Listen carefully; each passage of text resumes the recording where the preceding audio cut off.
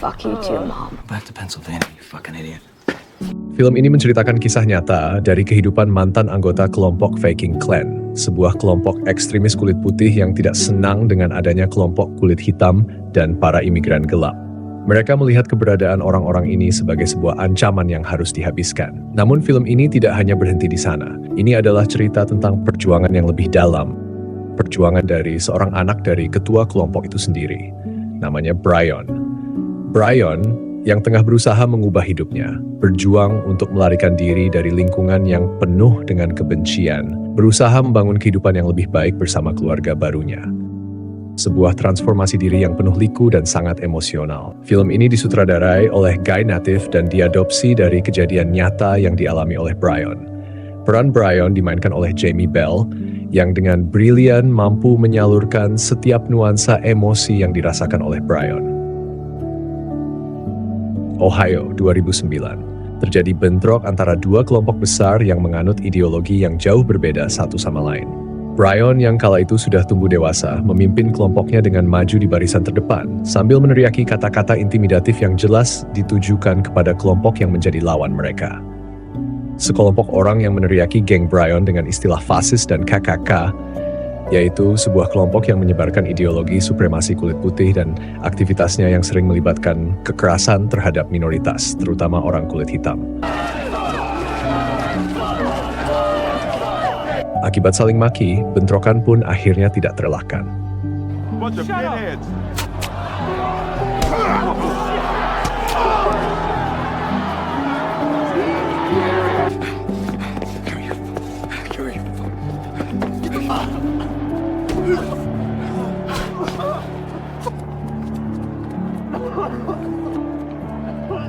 Keesokan harinya, geng Brian berkumpul untuk merayakan kemenangan mereka semalam.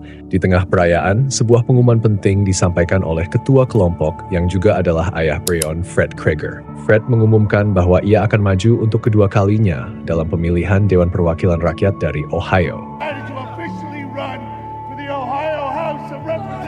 Namun, berita ini tidak disambut dengan baik oleh semua anggota kelompok. Salah satu dari mereka, yang dikenal dengan sebutan Tron, menunjukkan ketidaksetujuan yang mendalam. Tron mengungkapkan kemarahan karena terakhir kali Fred Krieger maju, kelompok mereka hampir bangkrut karena uangnya dipakai buat kampanyenya si Krieger. Hal ini menyebabkan mereka terjebak dalam kesulitan finansial yang serius.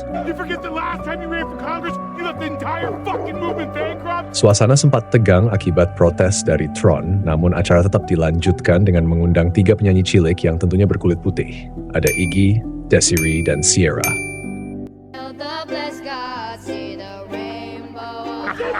Lagunya jelas tidak cocok dengan karakter anggota geng yang berpenampilan ala rock and roll. Hal itu langsung menjadi bahan olok-olokan dari beberapa anggota, termasuk oleh Tron. Brian marah karena Tron merusak acara mereka dan menghajar Tron di depan anggota lainnya, yang sekaligus merupakan bentuk pembelaannya terhadap 3 penyanyi cilik yang dihina Tron. Disinilah awal dari kedekatan Brian dengan Julie, ibu dari Iggy, Desiree, dan Sierra. Thank you, by the way. I got it. Dan wanita inilah yang nantinya akan mengubah kehidupan Brian. Here we go.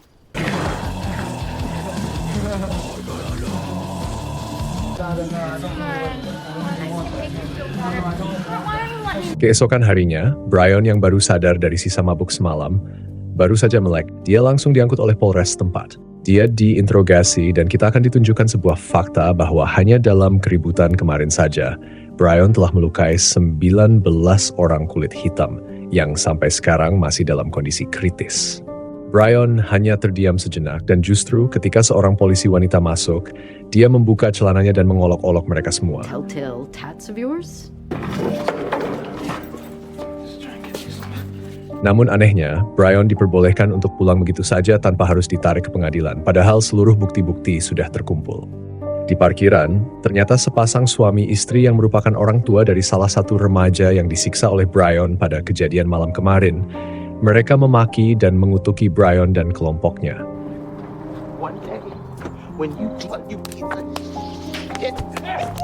Brian hanya diam sembari menuju ke mobil yang sudah ditunggu oleh ayahnya.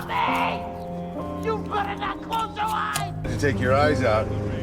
You didn't even move. You should have just kept. Di sisi lain, kita akan melihat seorang pria yang kemarin menjadi pemimpin demo saat menghadapi kelompoknya Brian.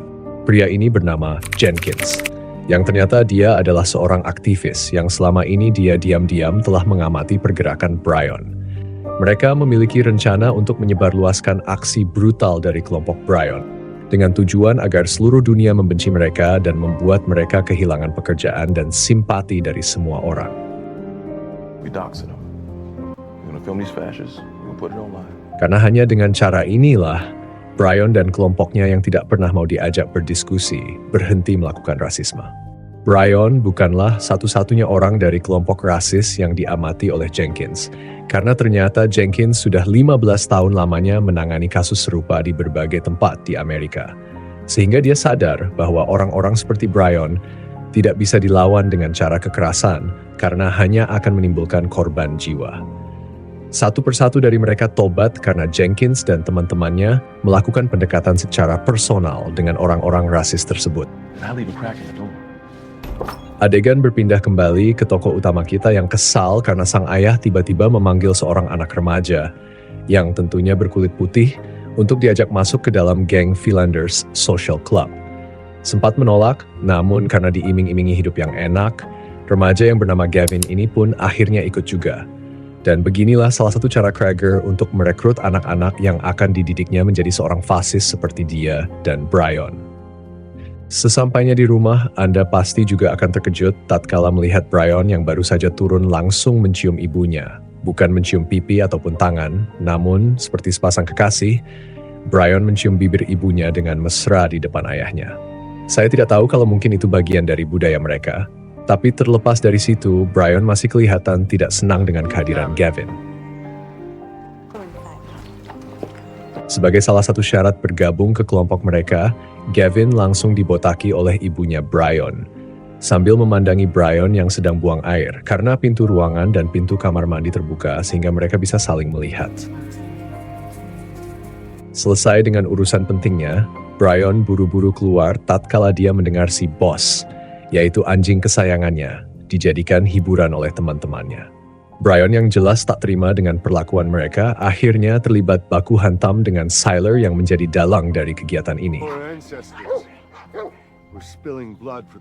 Namun, Siler melakukannya semata-mata untuk membalas perlakuan Brian kepada April, wanita yang selalu menjadi penghibur Brian yang pada malam sebelum penangkapan semalam, Brian memukul dan mengusir April dari tempatnya.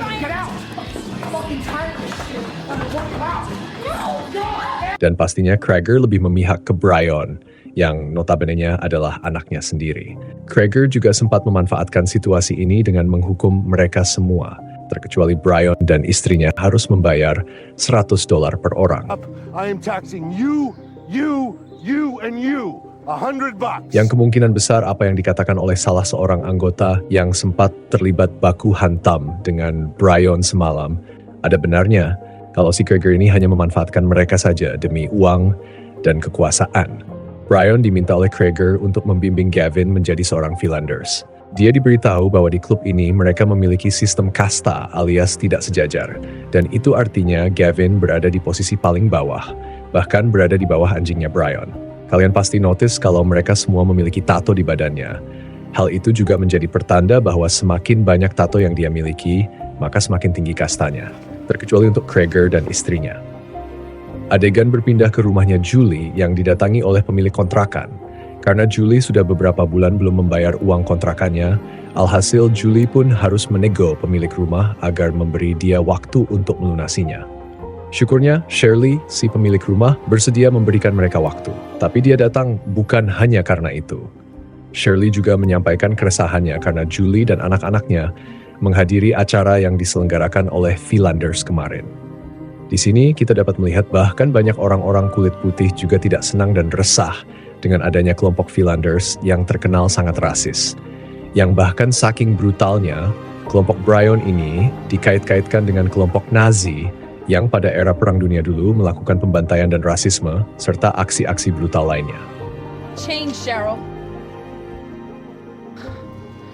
That time it. Maksud dari kedatangan Brian adalah untuk mengunjungi Julie, seorang janda yang sudah memiliki 3 anak, yang mampu membuat Brian kembali merasakan jatuh cinta. Di rumah Julie, mereka saling bertukar cerita masa lalu. Dimulai dari Brian yang bercerita mengenai bagaimana awal mula dia masuk Philanders, dan bagaimana dia bisa mencium ibunya sendiri. Kalian tentu masih ingat bagaimana cara Fred Krueger memungut Gavin dari jalanan tadi siang. Saat itu Gavin memang sengaja dibawa oleh Krueger untuk merekrutnya menjadi anggota baru Philanders. Krueger tahu betul bahwa ketika seorang dalam kondisi lapar dan tidak punya apa-apa, dia akan melakukan apa saja demi bisa bertahan hidup, yang membuat Gavin dan seluruh anggota kelompok tunduk padanya. Dan yap, hampir semua anggota dari Viking Club memang sengaja dipelihara oleh Krueger, termasuk juga Brian, yang ternyata bukanlah anak kandung dari Krueger dan Sahreen.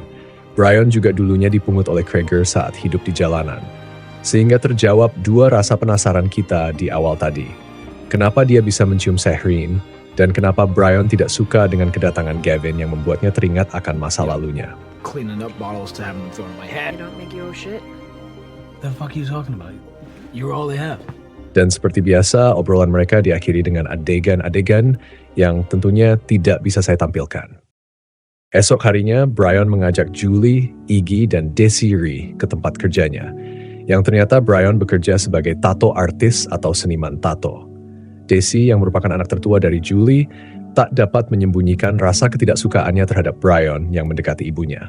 Padahal Brian di sini menunjukkan sisi lain dari dirinya yang berbanding 360 derajat jika dibandingkan dengan Brian saat berada di sekeliling kelompoknya. Namun apa boleh buat, Desi tidak mampu untuk membohongi dirinya sendiri. Dia tidak bisa berpura-pura menyukai Brian. Ia lebih memilih untuk ngudut di luar tepat saat Shireen tiba di sana. Desi langsung dapat mengenali Shireen, mengingat Shireen lah yang mengundang mereka ke acara Philanders kemarin. Sama seperti Krueger, Shireen pun mencoba mendekati Desi untuk mengajaknya bergabung dengan kelompok mereka. And I'm allowing you to do whatever you want. Dengan menawarkan Desi sebuah tiket untuk acara yang akan diadakan oleh kelompok Philanders beberapa hari lagi. What's the verdict? Mereka semua merasa bahagia, tapi tidak dengan Desi yang sudah paham maksud dari ibunya mendekati Brian, yang tidak lain dan tidak bukan adalah karena uang. Hal itulah yang membuat Desi tidak punya pilihan selain membiarkan ibunya didekati oleh Brian. Adegan kemudian beralih ke Brian yang kelihatan sangat sungguh-sungguh menghibur Iggy dan Sierra dengan menarik sofa yang diikatkannya ke bagian belakang mobil agar seolah-olah Iggy dan Sierra merasa sedang bermain wahana. Beberapa bulan berikutnya, Brian membawa Julie, Iggy, Sierra, dan Daisy ke acara Halloween yang diadakan di markas Philanders. Sialnya, ada Jenkins yang telah menunggu mereka di sana. Dia merekam aktivitas dari kelompok Brian. Sebenarnya, Jenkins tidak benar-benar peduli dengan para Philanders lainnya.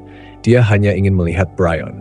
Jenkins sengaja memancing kemarahan Brian untuk melihat sejauh mana Brian telah berubah setelah beberapa bulan menjadi sosok ayah bagi Iggy, Desi, dan Sierra.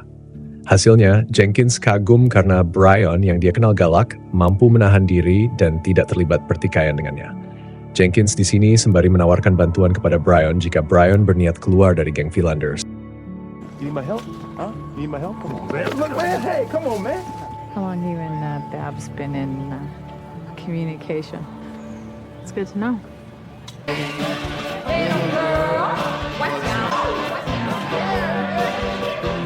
Masih di malam yang sama, Brian, Julie, Daisy, Iggy, dan Sierra tidur di satu ruangan yang sama. Namun, tidur lelap Brian harus terganggu karena kedatangan Krueger yang meminta Brian untuk ikut bersama mereka. Saat itu, Julie keburu bangun dan mengetahui bahwa para Philanders sedang berada di dekat mereka. Julie, yang sebenarnya tidak menyukai jika Brian masih terlibat dalam aksi kelompok Philanders, merasa marah dan meminta ketiga anaknya untuk ikut pergi dari tempatnya Brian. What's going on? Get your stuff. What happened? What happened? What did he do? Mom, tell me what's going on. Just take this. Take this. Go. Take her downstairs now. No. Dan benar saja kali ini kita akan diperlihatkan kebrutalan dan kebengisan dari kelompok rasis yang memang kelakuan laknat mereka mirip dengan apa yang dilakukan Nazi dulu. Pada misi kali ini, Krueger meminta kepada anak-anak didiknya untuk membakar sebuah masjid beserta orang-orang yang ada di dalamnya. Saat Brian telah menuangkan bensin, ia tak sengaja masuk ke ruangan yang diisi oleh para imigran gelap yang datang ke Amerika dengan cara ilegal. Di sini, Brian memperlihatkan perubahan positif setelah mengenal Julie dan anak-anaknya. Brian, yang dulunya dikenal sebagai orang yang beringas dan kejam, sekarang berbeda jauh dari dirinya yang dulu. Justru kali ini, ia malah memberikan kode kepada para imigran ini untuk segera keluar dari jendela yang berada di sisi terdalam gudang. Hal ini sudah cukup membuktikan perkataan Jenkins bahwa Brian memang berbeda dengan anggota kelompok lainnya. Dia sebetulnya masih memiliki hati dan rasa kasihan, tetapi apa boleh buat, Brian selama ini dirawat dan dipelihara oleh Krieger dan dia menganggap ini adalah wujud balas budi kepada Krieger dan Sahreen. Sayangnya, niat baik Brian harus ketahuan oleh si anak baru. Anak itu hanya bisa terdiam, tak percaya dengan Brian yang sekarang. Matanya penuh kebingungan, bertanya-tanya apakah ini benar-benar orang yang sama yang dulu ia dengar begitu kejam. Brian sendiri tampak sangat menyesali perbuatannya barusan yang dia lakukan. Brian akhirnya memberanikan diri untuk meminta bantuan dari pria yang pernah dihajarnya pada adegan di awal tadi. Seorang pria besar berkulit hitam yang selama ini menjadi lawan Brian. Momen ini memang telah ditunggu-tunggu oleh Jenkins. Pengalamannya bertahun-tahun menghadapi orang-orang seperti Brian mampu membuatnya cukup strategis dalam upayanya menarik Brian keluar dari kelompok Finlanders. Hey, how you doing? Can you hear me? I can help you, but it ain't for free. Di hari yang sama, Brian pergi menjumpai Julie, sembari meminta maaf atas kejadian semalam, dan mengaku bahwa dirinya telah keluar dari kelompok Finlanders. Kejadian pembakaran masjid semalam membuat Brian merasa bersalah dan muak hidup dengan cara seperti itu. Brian berusaha sebisanya untuk tidak melakukan hal-hal jahat yang telah menjadi kebiasaan dari kelompoknya. Kehadiran Julie, Desi, Sierra, dan Iggy memberikan cahaya baru bagi Brian. Harapan itu masih ada. Brian berani melangkah maju dan siap untuk mulai kembali hidup baru bersama Julie, Desi, Sierra, dan Iggy, dan tentunya dengan Boss. Beberapa saat kemudian, Brian memutuskan untuk menikahi Julie secara resmi. Mereka mengadakan pernikahan sederhana yang tidak mengundang satu orang pun, hanya mereka dan pendeta. Momen ini sangat berarti bagi Brian, sesuatu yang dulu tidak pernah bisa dia bayangkan saat masih berada dalam kelompok Finlanders. Waktu berlalu, Brian yang sekarang telah menjadi kepala rumah tangga tentu memiliki tanggung jawab baru. Untuk saat ini, Brian bekerja sebagai buruh harian yang membersihkan es di jalanan. Dia tahu hal ini akan terjadi. Dia sadar betul bahwa ketika dia ingin berubah, artinya Brian harus meninggalkan zona nyamannya dan memulai semuanya dari nol, termasuk dalam hal pekerjaan. Brian, yang baru saja diantar pulang, terkejut tatkala dia menemukan mobil yang pastinya tak asing baginya. Ternyata Brian kedatangan tamu yang tak lain adalah gengnya dulu. Mereka datang untuk menjemput Brian dan berusaha menariknya kembali ke dunia mereka. Namun, Brian tetap menolak dan telah berjanji pada Julie untuk tidak akan pernah melakukan hal buruk itu lagi. Tentu kalian masih ingat sewaktu Brian membantu para imigran gelap yang ada di masjid, yang mereka bakar beberapa waktu yang lalu. Ternyata Krieger telah mengetahui hal tersebut dari Gavin. Dia hanya mau mendengarnya langsung dari Brian, yang masih berusaha berbohong agar Krieger dan kelompoknya segera keluar dari sana.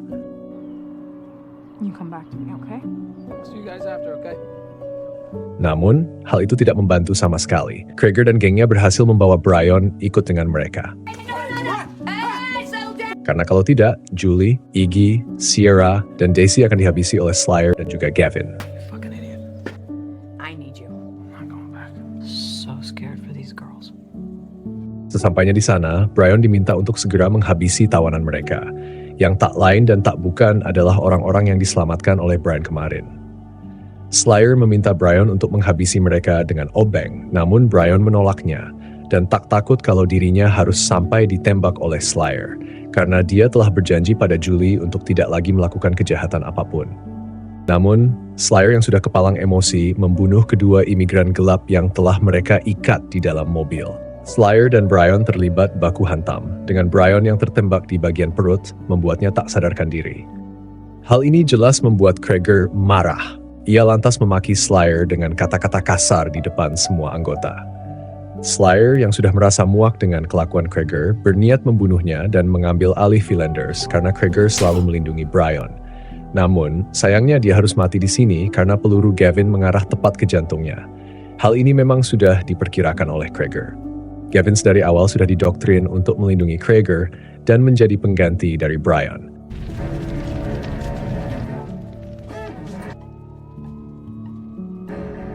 Beberapa waktu berselang, Brian dan Julie bertemu dengan Jenkins di suatu kafe di Virginia.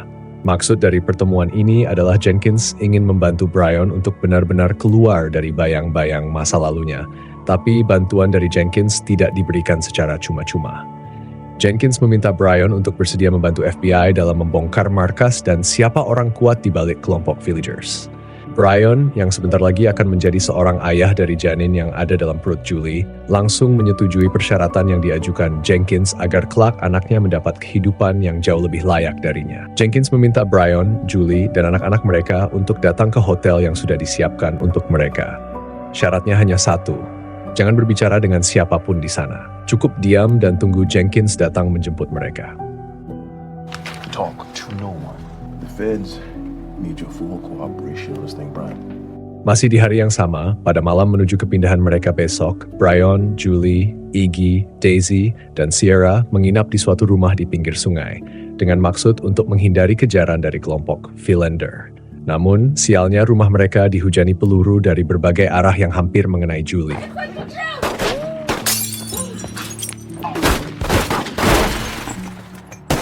Beruntung serangan itu tidak melukai siapapun, namun membuat anak-anak Julie sangat ketakutan, terutama si kecil Iggy.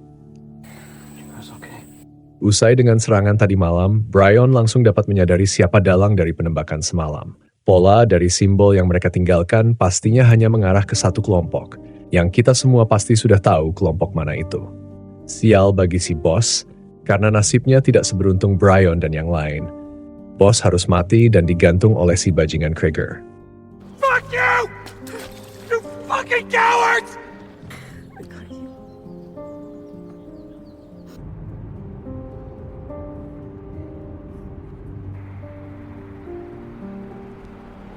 Sesampainya di hotel yang dijanjikan oleh Jenkins semalam, Brian sempat cemas karena mengira dirinya sedang dijebak dan menjadi paranoid ketika dia mendengar dering telepon. Don't answer it! Don't answer! Don't pick it up! Don't pick it up! Leave it! Leave it! Leave it! Kekhawatiran Brian semakin meningkat ketika dia melihat Daisy yang tengah berenang tepat di depan kamar hotel mereka. Dia buru-buru menjumpai Daisy dan memarahinya.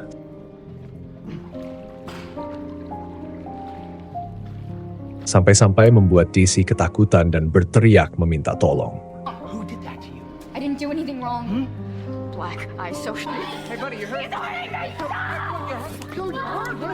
Alhasil, Julie yang melihat kejadian itu tak terima dengan perlakuan si botak Brian. Brian mengatakan bahwa dia terkejut dengan Daisy yang entah bagaimana bisa mendapatkan tato yang ada pada lengannya. Brian yang dulunya bekerja sebagai tato artis, tentu mengetahui makna di balik tato tersebut. Dan ya, tato tersebut adalah gambar dari Freya, Dewi Cinta dan Kematian. Lalu, dari mana Daisy tahu mengenai sosok Freya? Kita harus mundur sebentar ke adegan saat Brian mengajak Julie dan anak-anaknya datang ke tokonya. Nah, kalian tentu masih ingat saat Daisy sedang ngudut di pinggir rel, dia bertemu dengan Sahreen yang memberinya kalung berwujud Freya. Brian saat itu tak mengetahui kalau Daisy dan Sahreen telah bertemu, yang membuat Brian tambah curiga kalau semua ini memang telah diatur sedemikian rupa oleh kelompok Krieger. She's terrified of me. I got her that fucking dad. Dan ternyata Brian salah paham. Julie lah yang memberikan tato itu pada Daisy, bukan Sahreen ataupun anggota kelompok Philander. Julie yang tak terima anak-anaknya diperlakukan kasar oleh Brian, meminta Brian untuk pergi menjauh dari kehidupan mereka. Get the fuck out of our lives!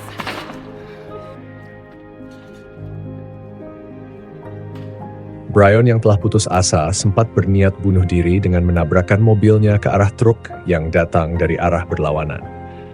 Fuck! Fucking stop! Fucking stop it! Namun, dia seketika mengingat kalau sebentar lagi dirinya akan menjadi seorang ayah. Hal itu menjadi secercah harapan baru baginya untuk dapat memulai semuanya dari awal lagi. Itu membuatnya kuat lagi dan tetap akan berubah dengan atau tanpa ditemani oleh Julie. Hari itu juga, Brian segera menemui Jenkins dan pihak FBI untuk benar-benar membocorkan semua informasi tentang kelompok Philanders. Ia mengungkapkan siapa pemimpin mereka, apa yang telah dan akan mereka lakukan, lokasi persembunyian mereka, serta detail penting lainnya. Informasi dari Brian terbukti sangat akurat, dan akhirnya kelompok yang meresahkan masyarakat ini berhasil diringkus oleh FBI tanpa ada perlawanan sedikit pun. Mata mereka tertunduk, menyadari bahwa ini adalah akhir dari permainan mereka.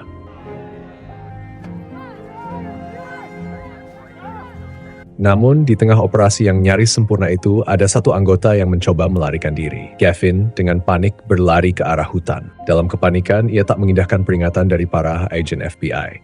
Tembakan pun dilepaskan dan Gavin jatuh, menghembuskan napas terakhirnya di tempat yang sudah dianggapnya rumah. Beberapa bulan telah berlalu sejak Brian membuat keputusan untuk mengubah hidupnya. Setiap hari, ia bekerja keras untuk melepaskan diri dari bayang-bayang masa lalunya. Bantuannya dari Jenkins dan FBI telah memberinya kesempatan kedua, dan Brian memanfaatkan setiap momen untuk membuktikan bahwa ia benar-benar berubah.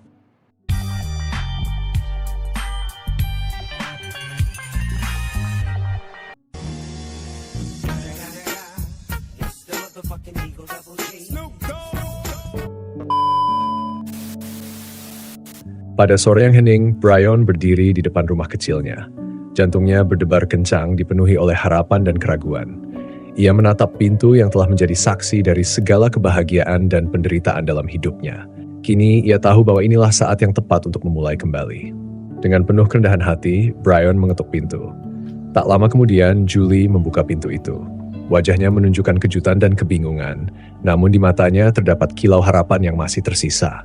Julie memandang Brian, membaca kejujuran dalam tatapan matanya. Dia melihat seorang pria yang telah berjuang melawan kegelapan di dalam dirinya dan kini berdiri di hadapannya dengan penuh penyesalan dan harapan baru.